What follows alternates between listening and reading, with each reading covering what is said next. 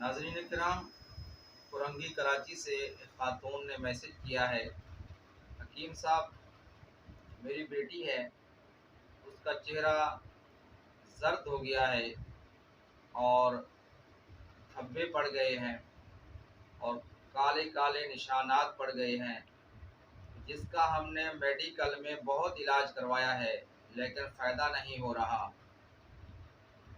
اور آپ بتائیں اس کو کیا ہو سکتا ہے؟ میڈیکل میں جتنا علاج کرواتے ہیں اس سے یہ ہوتا ہے فائدہ نہیں ہوتا بلکہ الٹا نقصان ہوتا ہے۔ ناظرین کرام، دنیا کے تمام مذاہب میں ایک بات مشترک ہے، وہ ہے انسانیت کی خدمت۔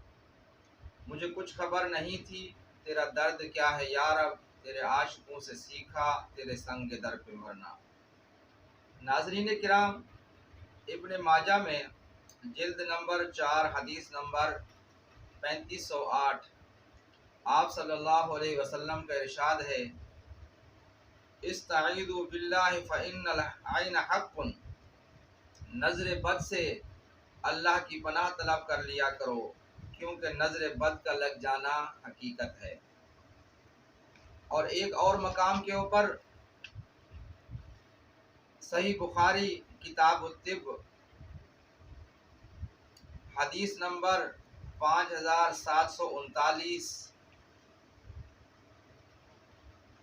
روایت ہے، عن عروۃ بن الزبیر عن زینب بن ابی سلمہ عن ام سلمہ رضی اللہ تعالی عنہا ان النبی صلی اللہ علیہ وسلم رأى فی بیتہا جاریۃ فی وجہہا صفعۃ فقال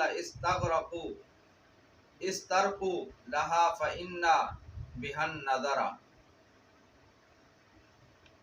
حضرت ام سلمہ رضی اللہ تعالی عنہا سے مروی ہے، آپ صلی اللہ علیہ وسلم نے ان کے گھر میں ایک لڑکی کو دیکھا جس کے چہرے پر زردی تھی۔ آپ نے فرمایا اس کو جھاڑ پھونک کرو، دم کرو، اس کو نظر بد لگ گئی ہے۔ ناظرین کرام، ایک اور مقام کے اوپر آپ صلی اللہ علیہ وسلم کا ارشاد ہے، جس حدیث کے راوی حضرت جابر بن عبداللہ ہیں،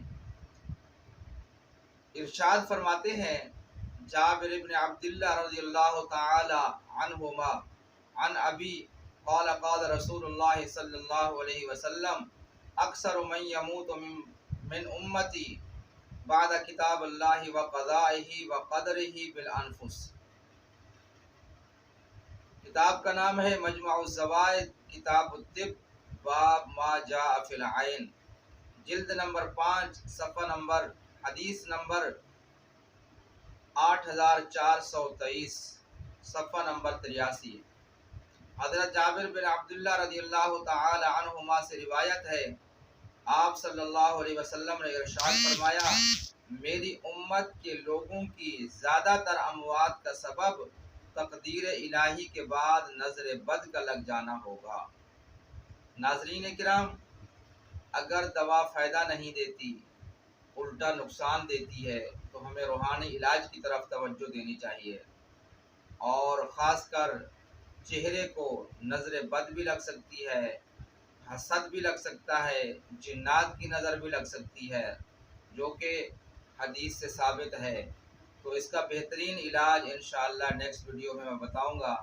اللہ تعالی ہمیں نظر بد سے محفوظ فرمائے، آمین۔